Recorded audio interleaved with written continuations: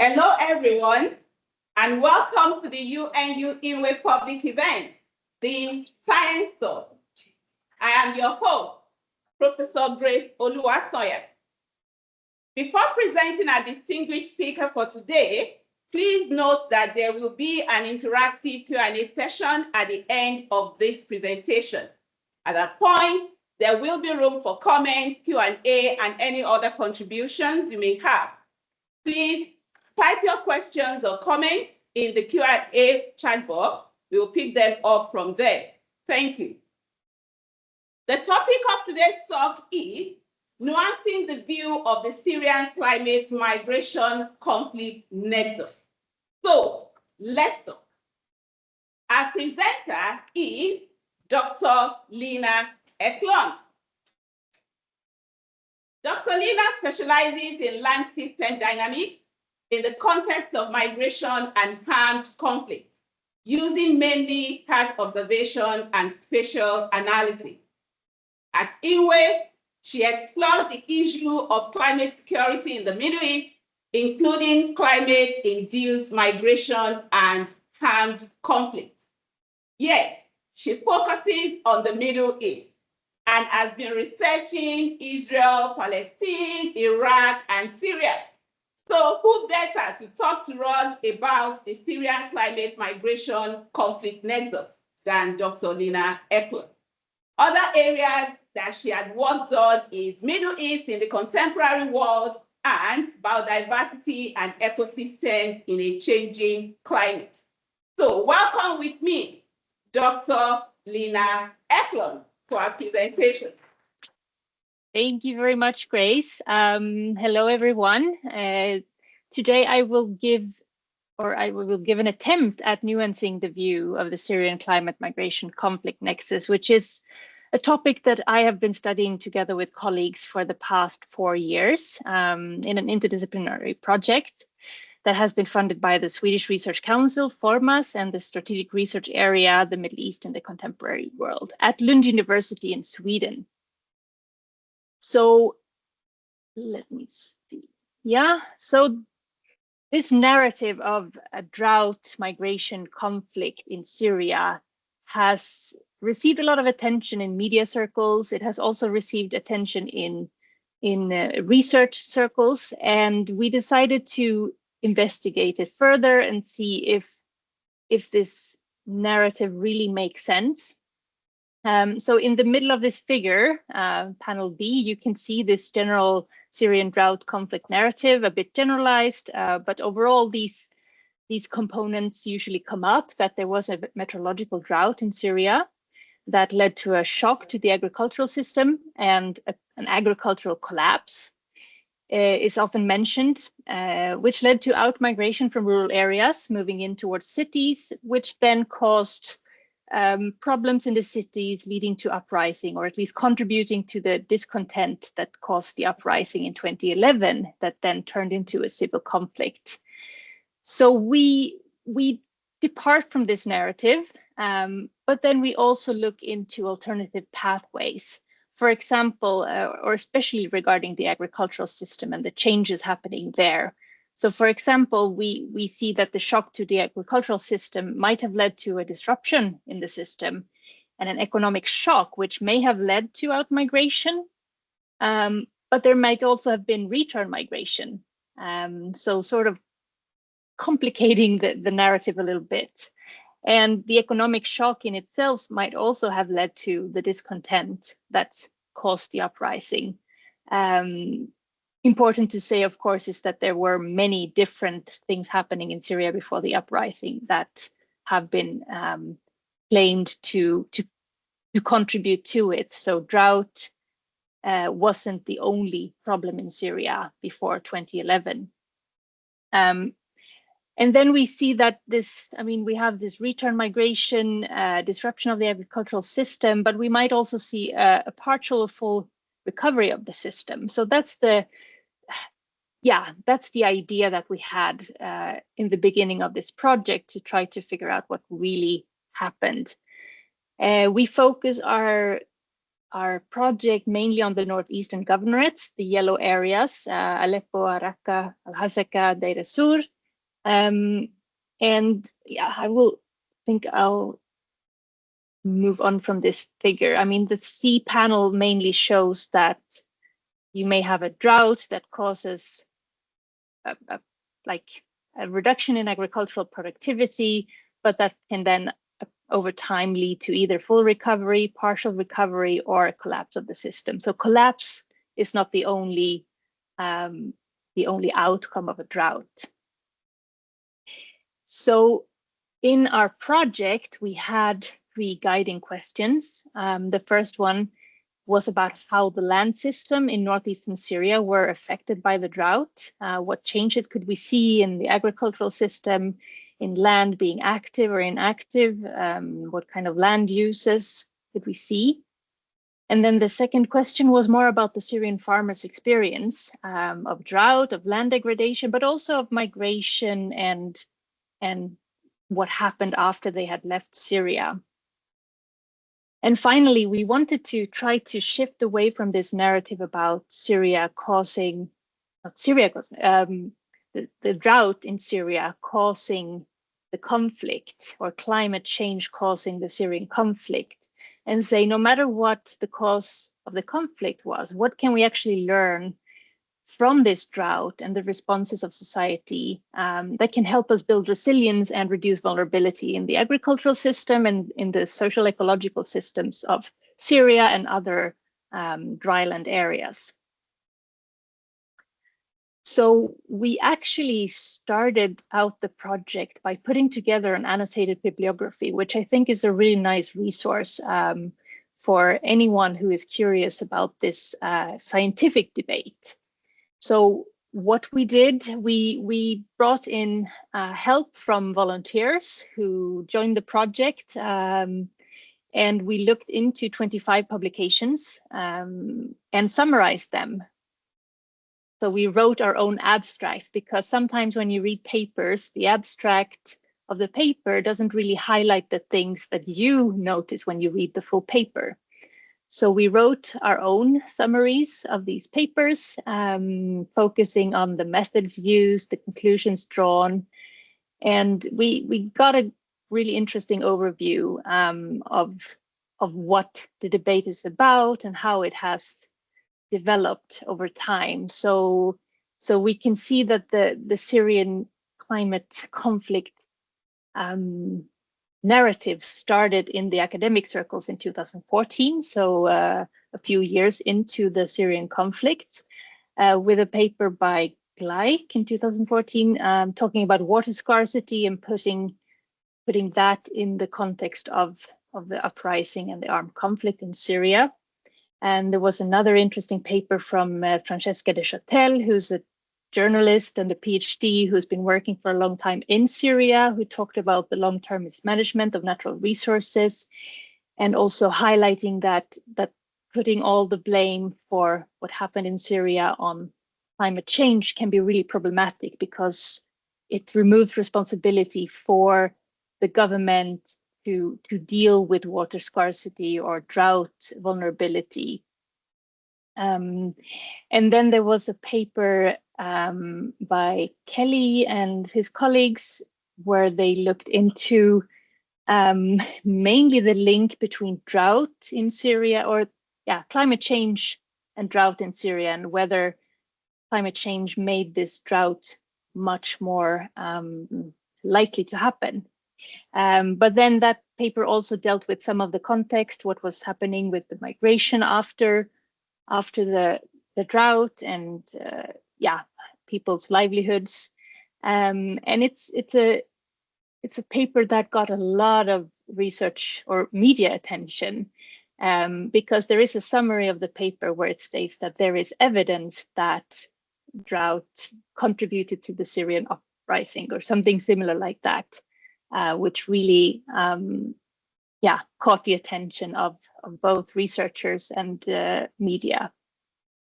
Another paper that hasn't received as much attention is the one by Christiane Fröhlich from 2016, which I think is really valuable, because she actually interviewed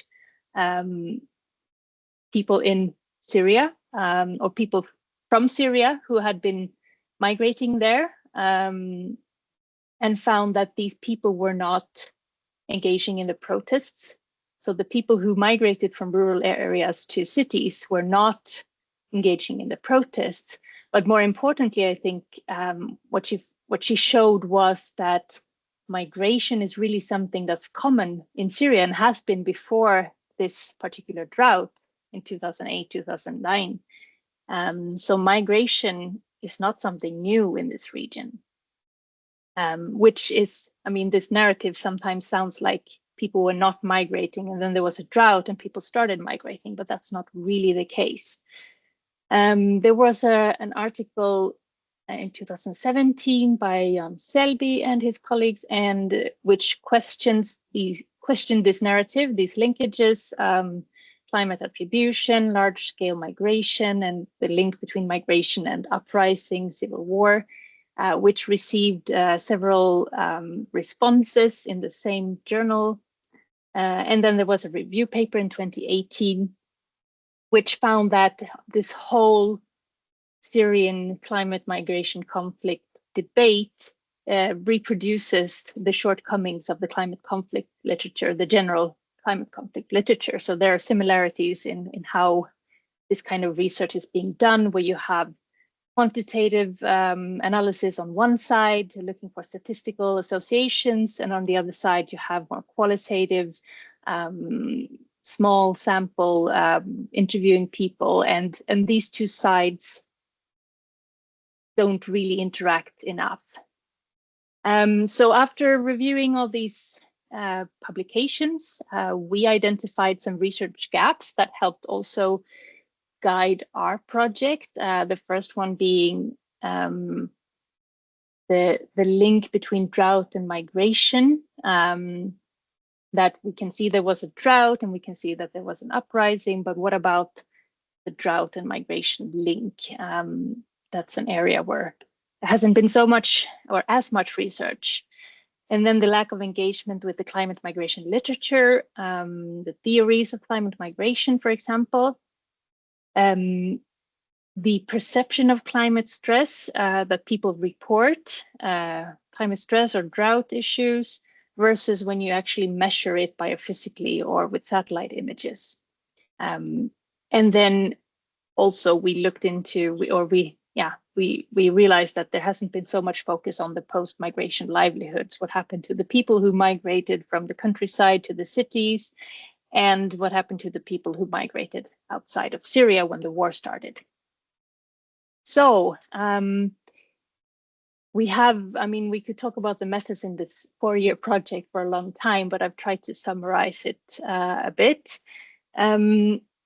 We used Earth observation data, satellite data, and a land cover data set that I had created together with other colleagues before the project started. So we had data on land cover or land use, actually, cropland and non-cropland areas between 2000 and 2016. So we had, for every year, we could see if a pixel was actually cultivated or likely cultivated or not.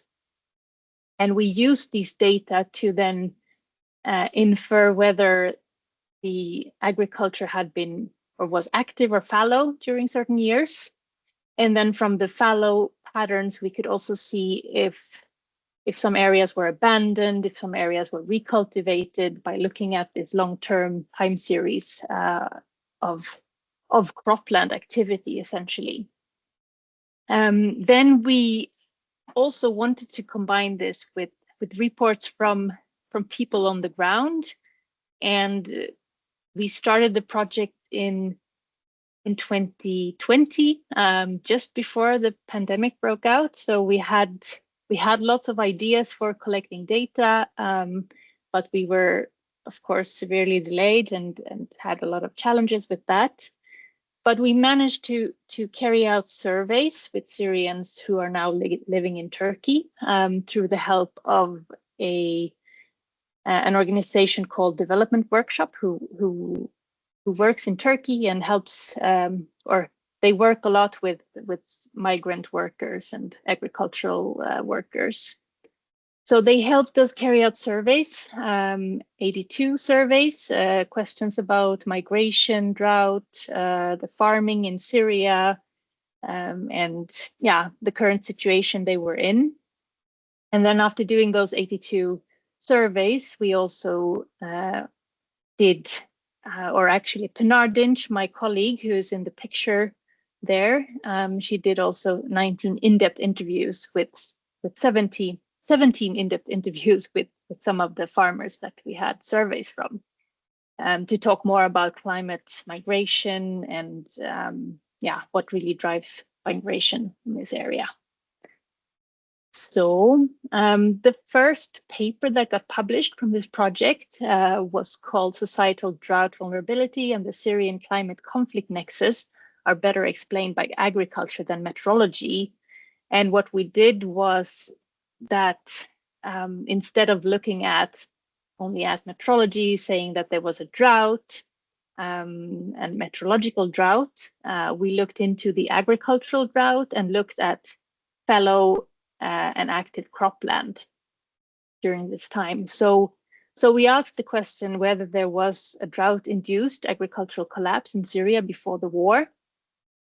And using the data set that I described before, we see that in 2008, which was a drought year, in panel A there, you can see that in 2008, only 50% of the normally cultivated cropland was actually cultivated. The rest was classified as fallow, although I think it was actually a crop failure. So it may have been sown, but it wasn't possible to harvest it that year because of drought. And you can see the drought on the next chart with the precipitation evaporation index. You can see that when the bar is to the left of the center, it means that there is a drought or dry conditions. So we see that there was a drought that affected the cropland activity, but in 2009, most of the cropland, or a lot of the cropland, had recovered, and you can see that in the maps, in the 4 maps, in the bottom of this figure. So panel C here. In 2008, you had lots of areas that were black, which represents fallow cropland. In 2009, many of those areas had actually recovered, particularly the ones that were quite frequently cultivated. So the marginal areas took longer to recover. But by 2010, we actually see what looks like a full recovery and has one of the highest active cropland levels during this whole period. So we looked into what is actually a collapse, what do people mean by collapse, and we decided to use a definition by that's used in social ecological research, where there are 4 criteria for collapse. The first one being rapid changes, which we can certainly say that there were rapid changes in the cropland area in 2008. The second one being a substantial loss compared to previous events. And if you look at this chart here, we know there was a drought in 2000 and 1999, but that's outside of our data coverage, unfortunately. But in 2000, we see that around 50% was active and 50% was fallow again. And with a similar recovery in 2001 as in 2009. So I mean, it was a substantial loss, but compared to previous events, maybe not so different. It looks to me that the system responded the same way as it did in 2000. The third criteria is that there should be lasting changes, and because of the recovery in 2010 and 2009 partial recovery, we cannot really say that the changes were lasting. And the fourth criteria is quite broad and a bit difficult to look into, but what we did was that we looked at the sensitivity of cropland activity to dry conditions. So we we we sort of correlated the spay, dryness, with active or fallow cropland. And we saw that after 2008, the system became much more sensitive to dry weather. So a dry year led to a higher increase in fallow areas than previously. So I would say that the first collapse criteria was met, but the second and fourth were not completely, but maybe met, but the lasting changes was not met. So we would say that we question this idea that there was an agricultural collapse in Syria before the war. We move on, and then we wanted to add a climate migration perspective on the Syrian case. And we also wanted to use our survey and interview data because to also fill that gap of there not really being so much research where people have talked to farmers in Syria, which is really strange because that's an important source of information about what happened, of course. And we see that there are many different reasons for migrating. Some have personal reasons. Water scarcity and drought are certainly mentioned by many of the farmers, both for the pre-conflict period, 2006 to 2010, which is also a drought period, but also from 2011 and onwards. We also see that war, conflict, and security becomes really important in the second period, which is obvious. And that not so many people migrated because of war or security issues before the conflict. Financial difficulties and finding jobs elsewhere are also important reasons for migrating. And what I want to highlight here is also that people didn't say one reason for migrating. They had multiple reasons and multiple explanations that came in together. Yes. So we also talked to them and learned that the Syrian farmers adapted to the drought in different ways, and so they were not necessarily abandoning their lands and moving to the city as their first option, but rather trying different things to adapt. We also saw that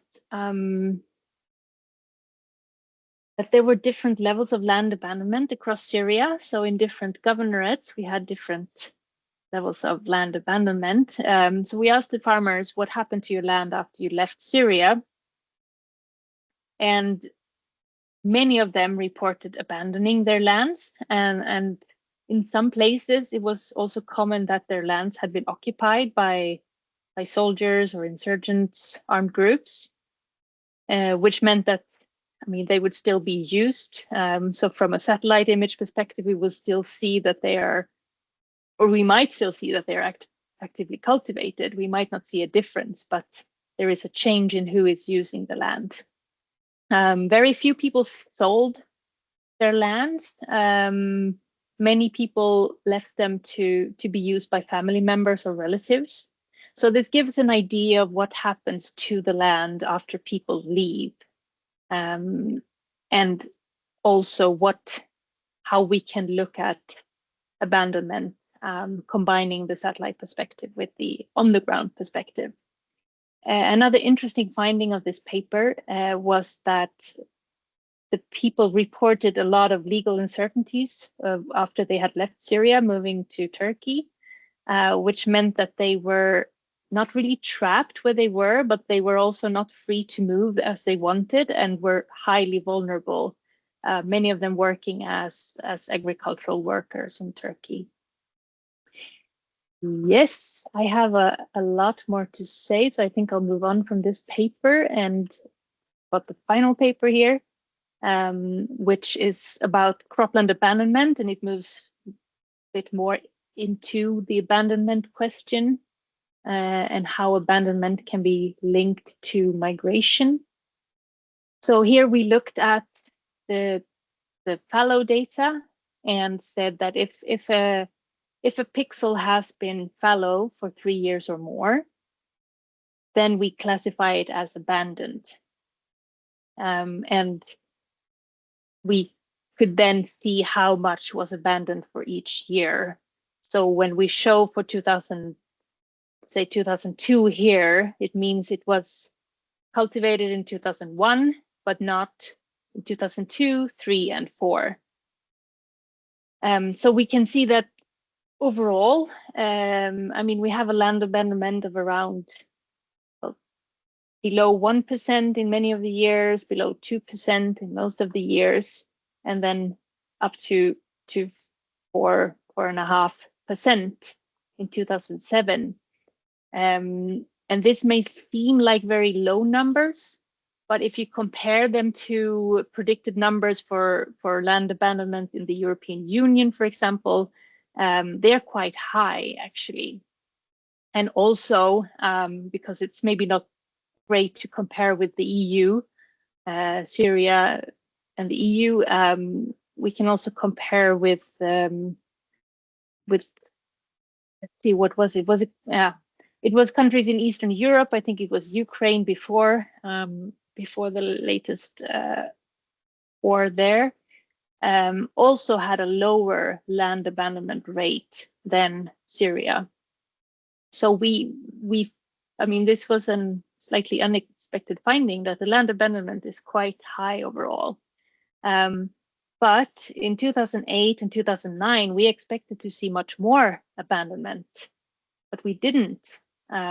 We see a peak in 2007, and that is actually a data issue because we had so much lands in 2008 that were they were fallow because the crops failed, not because they were abandoned.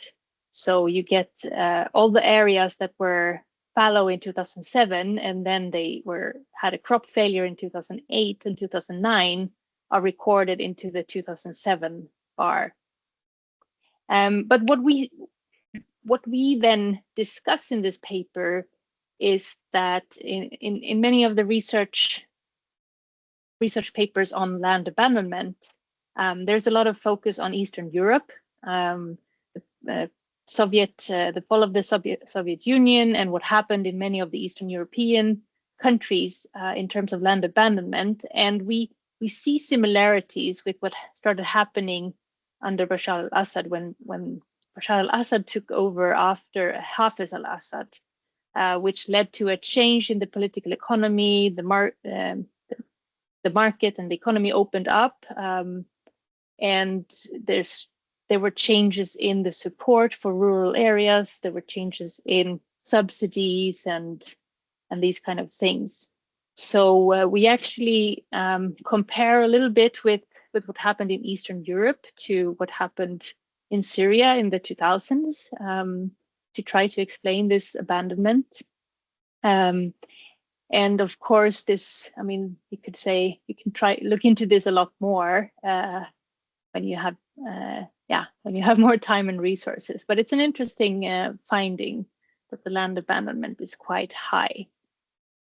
But we also looked at migration and found that most of the migration, even though people reported drought as a reason for migration, it happened before 2008. So again, before the drought year, most people migrated in 2006 and 2007. Yes. So the conclusions of this project are many. I mean, we've been working for 4 years. But the main conclusions, I would say, first of all, is that the claims of an agricultural collapse due to drought cannot be substantiated, and we need to look into other factors and the complexity of the situation, and not just look at the meteorology, but actually see what happened on the ground. We can also say that because the agricultural system seemed to have recovered, at least from the perspective we were looking at, obviously this is not the only way to look at agricultural system and agricultural health. But we want to highlight that there seems to have been some sort of resilience which allowed the system to recover, at least partially, after the drought. And at the same time, we would say there is a strong need for climate adaptation because these kinds of droughts will keep on coming in the future and have been coming since that particular drought. There have been several droughts in Syria, and people in conflict situations are so much more vulnerable to drought. So we need to understand that better. How can we understand climate adaptation in conflict settings and in drylands? Drought was mentioned as a factor in the migration decision, together with conflict and economy. And we also saw some mismatch between people reporting drought while they had migrated during years that there wasn't really a measured drought or a drought from our perspective. So this is also quite common in the literature on climate migration, that people tend to report drought as a problem, even though you may not have measured a drought. The land abandonment in Syria, as I said, it's quite high. This is an interesting finding that we didn't really expect when starting the project. And I already mentioned that migration took place, but before, during, and after the drought period. So I want to highlight that it wasn't only the drought that started migration in Syria, it happened before that. And then finally, the Syrian migrants in Turkey feel trapped. Many of them feel trapped, but they have different visions for their future. Some reported that they wanted to stay in Turkey, some wanted to go towards Europe, some wanted really badly to come back to Syria and rebuild their lives there. For future research, that's the interesting thing about this project. It has led to a lot of new research ideas. And in the short term now, we're already working on a UNU-INWEH report with the findings of this project. We have a lot of survey data that we're interested in using further, maybe writing 1 or 2 more papers when we have the time. We have already started another project on Syria, which is also interdisciplinary, but involving even more people, looking at particularly at north and northeastern Syria and the administration there, and the effects, more focus on the effects of the conflict and the situation on agriculture and the environment. And then the idea of looking more into climate adaptation in the Middle East was born out of this project, which is now a PhD project, for which I've hired a PhD to start in the fall. And then I think it's really interesting to look at land abandonment patterns in the Middle East and see if it's possible to link them to migration or to institutional changes, and how all these things work together. So I think that was all I had to say. Thank you so much for listening, and feel free to start asking questions.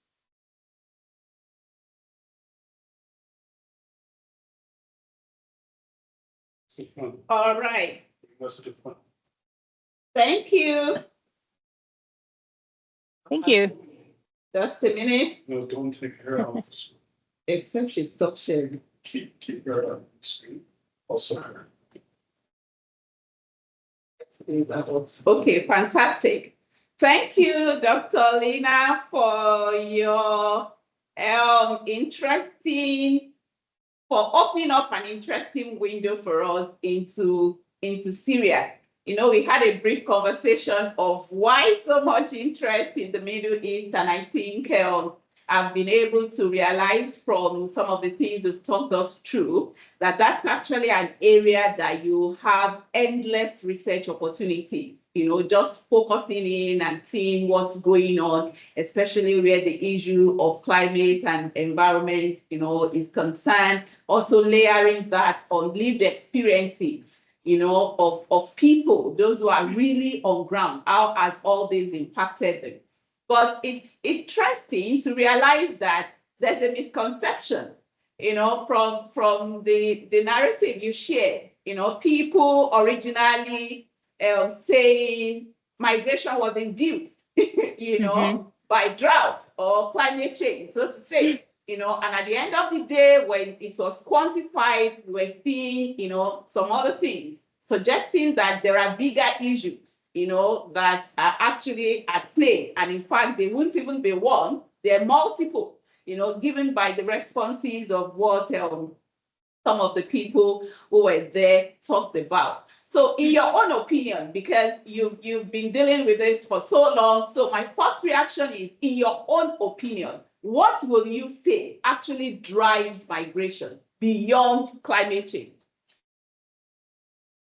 Oh, that's a very good question. I mean, I think migration is always oversimplified, and just, I mean, just the word migration represents, I mean, different things to different people. So I think the idea that migration it has one direction, and it's like after you've migrated, you never move again. That's yeah, that's also a strange idea, because migration is so dynamic and it goes back and forth, and also have so many different drivers. Like, yeah, I think economy is a really important reason. If you can't find a job, or if you can't make make ends meet in the place you're at, but you still have some resources to be able to migrate, then probably migration might be an option.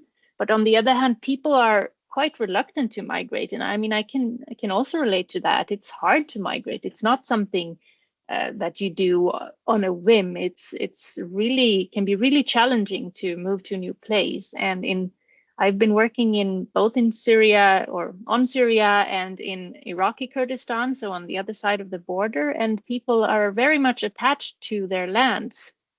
They have a relation to their lands, and they have, I mean, for generations of family members. So in a way, I would say there are also things that stop migration, because people are disconnected to their lands. I don't know if this answers the question. Yeah. I guess I'll just have to agree with you, especially if you have been a migrant at one point or the other in your own life. You also want to look in, that what actually drives this. I know some people can be so fixated on, oh no, this is my father's land, I will not let it go, so there are those, I'll call them sentimental, values, that people held so strongly about. So I guess there may not be just one answer, that No. people, it just depends on, individuals. Absolutely. Or like you said, economy, especially for the Gen Z, the new generation, who really do not have the patience to, that I want to get things done very quickly, and if I see the system, working or stifling this process, I might just want to set myself free and things like that. I open the floor for more questions. So ask people to type their questions. Yes, I also want to seize on this opportunity to ask people, those who are watching us online, please type in your question in the Q&A so that the speaker can respond to them. Thank you. Yes, my director. Yes, Manzo, please, you have the floor. Thank you very much, Lina, for this very interesting presentation and insights into the Syrian conflict. I'm glad you are not the one who is just saying, you see, the drought and climate change caused this conflict. And I don't know how this whole narrative started. In Syria for many years, and particularly at that time, I must say Syria is not a poor country, was not a poor country at that time. There was no shortage of food. Even the bread was so cheap, almost on a nominal price. So that was not something that there was hunger. And I have seen actually real poverty in other parts of the world. And I must say, there was absolutely no resemblance with that type of poverty and what was actually portrayed that caused the Syrian conflict. So I'm glad you really investigated this aspect in depth, and your conclusions are really in line with what was actually happening at that time. I'm not saying these factors didn't contribute, but they are not actually the main factors at all. So that thing I just wanted actually to appreciate your work.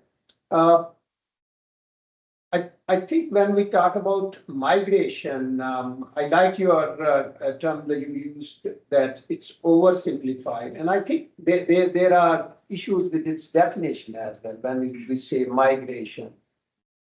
And what are actually the objectives? Sometimes the migration is for good reason as well. It's not always that it's really something people would like actually to migrate due to some negative aspect or something. There might be some other actually.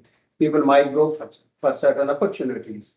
And that usually happens in several countries when people from rural areas to the cities, that they migrate to find new opportunities. It's not only that because of the poverty and drought and climate change that they are affecting. So that might be one of the factors which could be considered when you are investigating migration in detail. With regard to the land use changes, I know the farmers were very much passionate to stay with their land, but certain places became so much dangerous that they were unable to, and then those were not really, what should I say, occupied by the forces and all that. So basically there was no one there. So that's what the whole area was available to those forces or whatever the people were at that time. Otherwise, it's very hard for a farmer to move out of the land. And since I have been working on land degradation areas affected by salts, where there is a large scale land degradation and the productivity of land decreases to a very significant level, but still farmers remain very resistant to migration. Mm-hmm. That would be the last thing they would ever actually think, because of the association and the binding that they have with the land. And I'm glad that you also touched upon that. So I just wanted actually to appreciate the way that you have presented and the reasoning that you have put in place. Thank you very much. Thank you so much. That really warms my heart to hear that I managed to convey it in a good way. All right. There's this question, Dr. Lina. Thank you, Manzo. The question reads, since there are different governments, for instance, autonomous, administration of North and East Syria, and central government, do you think these differences will impact united climate change solutions? Yeah, that's a very good question, and that's maybe something that we are exploring in our new project, actually, because we're trying to find out what is the difference between the old administration or the old government and the new Rojava administration in North and Northeast Syria. I think there might be differences, but I don't really know yet, because we are planning a survey with farmers and people living under this new administration in Syria to try to figure out what it means for them to be there and what are the differences in support from the government. I know that the autonomous administration of North and East Syria has a focus on ecofeminism and ecology and a lot of really environment focused aspects, but what it actually means in practice is what we are trying to find out. So maybe in a few years I can answer this question better, but for now I will take it as a really good thing to think about when we are doing our research in this project. Thank you. Okay, Yeah. did I want to say something? Yeah, since now we are talking about what could be done, it might be actually something you may consider. Northeastern Syria, part of that, since we are talking about drought and climate change and water as well, you may consider looking into what is happening in the area which is irrigated with the Euphrates River, because that's part of the northeastern Syria, and which is the rain-fed. Mm. And that may also provide some answers to the questions that how and how much contrasting responses of the farmers are towards the water availability, considering the two you can say big areas. So even the Euphrates irrigated area is a large area. That is road and all that area, and then that one on the rain-fed part is also a significant area. It might be actually good to see if there are some contrast, and if they are there. So what could be actually the reasons behind that? In addition to just biophysical, maybe better availability of water, there might be some other reasons. Absolutely. Thank you very much. Yeah. Another question for you. Do you have recommendations for protecting rights of climate migrants? Do we need a new set of definitions that make clear that people don't want to move unless they have to? Something like climate-forced migration or a similar, definition to help make potential host countries more aware of the various issues climate migrants face and increase access to resources for migrants. Do you understand that, or you want me to take it again? No, I think I'm with you. You Okay. can correct me if I'm answering another question, but I think this is really this is a question that comes up quite a lot when talking in general about climate migration and climate refugees and the legal aspects of this. And I think it's very difficult to, again, coming back to the complex dynamics of migration, to say this person migrated because they had to, because of climate variability or climate change. I think the definition is really hard to nail down and to be able to figure out. I mean, I do think that this kind of migration should be, of course, recognized and understood, but what we need to do is to make sure that this kind of, I mean, we should see migration as a way to adapt to climate change along with other adaptation measures. And we need to make sure that this kind of adaptation is successful,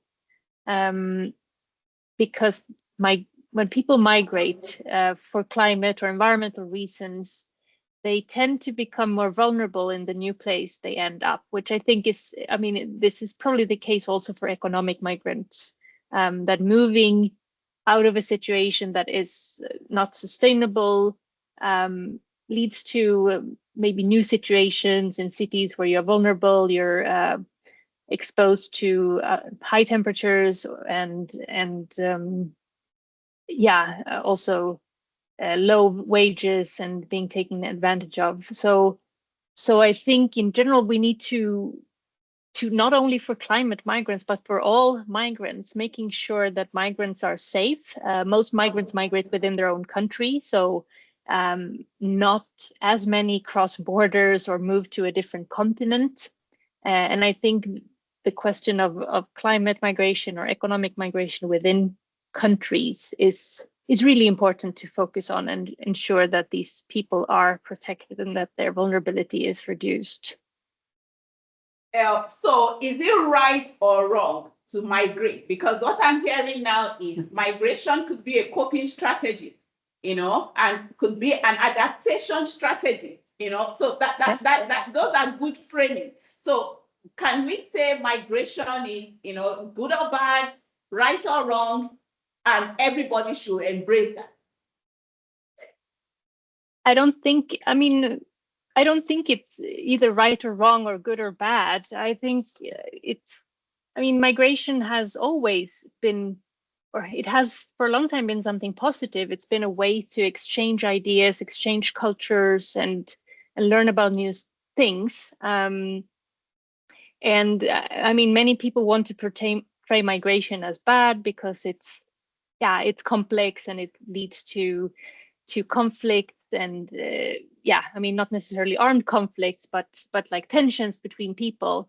But on the other hand, there are lots of valuable things that we have because of migration, and I think that's the message of one of the bigger migration scholars that I listened to a couple of years ago, is that migration is something that can be very, very good for us and not something that we should try to stop.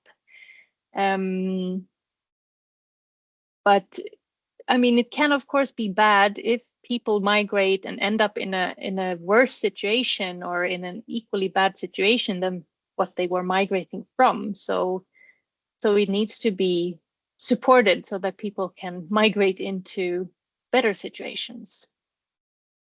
Yeah, I think I will agree with you on that, because if we have the right thinking, because it's the perspective is the view that creates negative actions, that drives negative actions. But if you have a positive view, towards these, whether it's climate induced or economically induced, but that we have this positive framing around migration, it might help, policies, that will keep migrants safe, like we're saying, that will make them, better integrated where they are. And like I once had in a forum a while back, that it's actually not, it's a recycling, it's not a loss to the system. So if you consider the whole world as a system, is a circulation, just like blood circulation. So it moves from one, area to the other. So it's not lost, So at the end of the day, it's positive, So I want to take, I want that to be maybe the takeaway, from this from this presentation, Yeah. Lina, wonderful presentation, and thank you so much for sharing your results. What do you see as a consequence and risk of short-sighted or reductionist narrative related to climate migration? What do you think? What is the negative consequence of that? Because we now even receive a lot of funding to support that narrative. Lots of people think it's a good thing.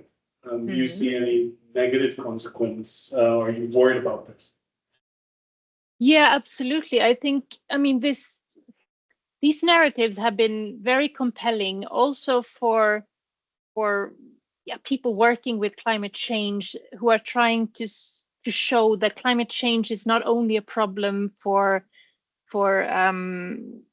low income countries in the global south, but also, they portray it as a problem for high income countries in the global north, making this connection that people will move from the global south to the global north, and then by that portraying it as a problem. And I think the intention for many of these people is probably to raise awareness of climate change and how it affects all of us, not only certain people far away from us. But I think it has led to more discussions about securitization and militarization, how to protect the borders. We want to know how many climate migrants will we have coming to Northern Europe by 2030 or 2050.